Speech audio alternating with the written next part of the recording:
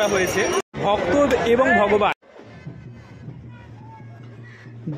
ঈশ্বর প্রেম কতটা হয় সেটা দক্ষিণ ভারতে না গেলে বোঝা যাবে না। তারই একটা ছোট্ট দৃশ্য আমি বন্দি করতে পেরেছি, সঙ্গে নিজের চোখে ও মনের অকৃত্রিম শান্তি পেলাম। মেলাকে কেন্দ্র করে, এই পুজোকে কেন্দ্র করে এখানে সমস্ত দেবতারা বাইরে এসেছে। প্রত্যেকের একটা মিলন স্থল হয়েছে। এখানে একটা চার মাথার একটা মোড় রয়েছে, এখানে সমস্ত দেবতারা বাইরে রয়েছে। এখানে কোন কোন ঠাকুর ঠিক বুঝতে পারছেন, সেখানে একটা ভগবতী দেখলাম। তো তারপরে এখানে আর একজন রয়েছে, প্রত্যেকের ছবি তোমাদের দেখাচ্ছি। খুব অসাধারণ একটা জিনিস আমরা মিস করছিলাম, কিন্তু ভাগ্যক্রমে আবার দেখতে পাচ্ছি এবং তোমাদের দেখানোর সৌভাগ্যটাও আমি করে দিচ্ছি। রয়েছে খুব সুন্দর একটা গোপাল, আর এইখানে রয়েছে আর এক দেবতা। সিঙ্গার চলছে এখানে, বড় বড় তুলসীর মালা নিয়ে আসছে একজন। খুব সুন্দর, অসাধারণ লাগছে।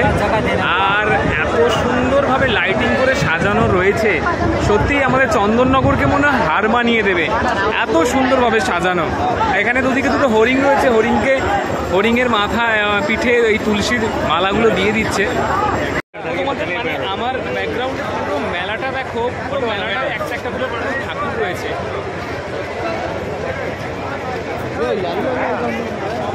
এবং ভগবান নিচে রয়েছে, ভক্ত ঠিক ওপরে রয়েছে, নন্দী রথের ওপরে রয়েছে, আর ভগবান শিব রয়েছে নিচে।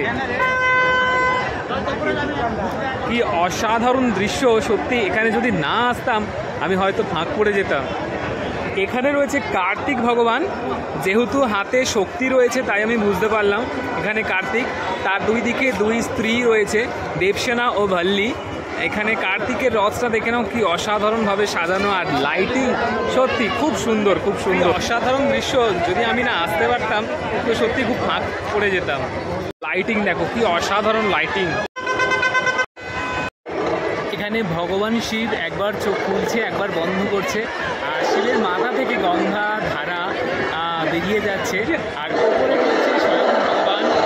আর শিব এখানে প্রচুর তার অ্যাগ্রেসিভ তার ধারাটা বজায় রেখেছে। দেখতেই পাচ্ছ উপরে ভগবান রয়েছে, কি অসাধারণ লাগছে। এখানে ভগবানের সেবা চলছে ওখানে। এখানে কিন্তু সিদ্ধিদাতা গণেশ ঢাক বাজাচ্ছে, এই দৃশ্যটা তুলে ধরা হয়েছে। তো চলো ফ্রন্ট ক্যামেরা দেখাচ্ছি।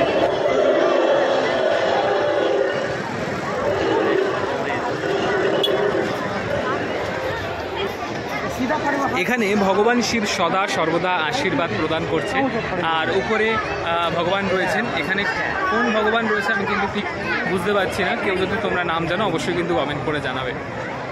আমাদের দেখাই এখানে এই পুরো চত্বরটা কত এক এক ভগবান এসে দাঁড়িয়ে রয়েছে, আর এখানে একটা মনে হচ্ছে প্রোগ্রাম হবে, তার রেডি করা হচ্ছে। এক একটা জায়গায় এক একটা রথে করে এক এক ভগবান এসে দাঁড়িয়েছে। ভক্ত আর ভগবানের একটা মিলন উৎসব তৈরি হয়েছে, আর এই মিলন উৎসবে যতই আমি ঘরে আমার শরীরে ক্লান্তি নিয়ে থাকি, তো ভগবান ঠিক টেনে আনবেই। তো সেই মিলন উৎসবে আমি এলাম, নিজেকে সত্যি খুব গর্বিত লাগছে। সাথে আমার সঙ্গে তো রয়েছে, ভালো হয়েছে। তোকে অনেক অনেক ধন্যবাদ, আর আমার দর্শকদেরও দেখাতে পারলাম। তো দর্শক, তোমাদের যদি ভালো লাগে অবশ্যই কিন্তু লাইক কমেন্ট করো।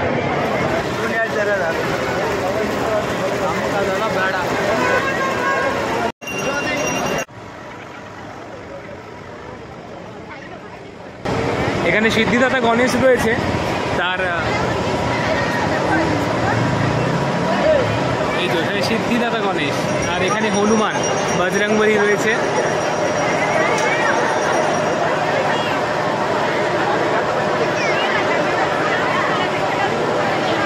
অসাধারণ লাগলো, জাস্ট চোখটাকে শুদ্ধ হয়ে গেল, আর মনের শান্তি। সত্যি যদি এই সময় যদি না আমি আসতে পারতাম, সত্যি খুব অনুশোচনা হতো। খুব ভালো লাগলো, আর খুব, তোর কেমন লাগলো রে?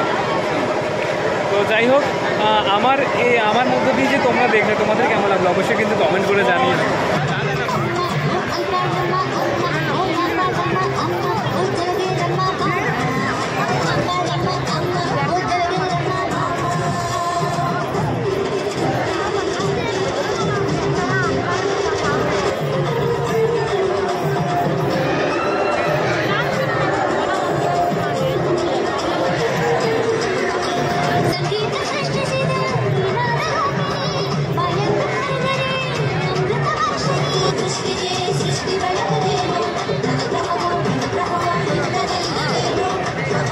এই নৃত্য প্রদর্শনের মাধ্যমে এনারা এখানকার সাউথ ইন্ডিয়ান সংস্কৃতিকে তুলে ধরেছে, আর এখানকার যে শিল্পশৈলী অসাধারণভাবে তুলে ধরেছে। সত্যি কেমন লাগলো? যদি ভালো লাগে অবশ্যই লাইক কমেন্টের পাশাপাশি একটা শেয়ার করো।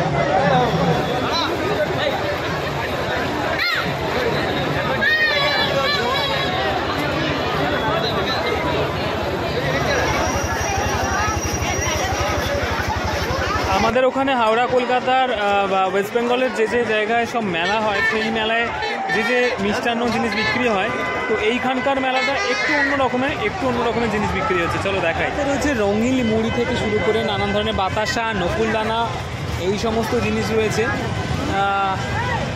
আর মেলার এক কোণে পড়ে রয়েছে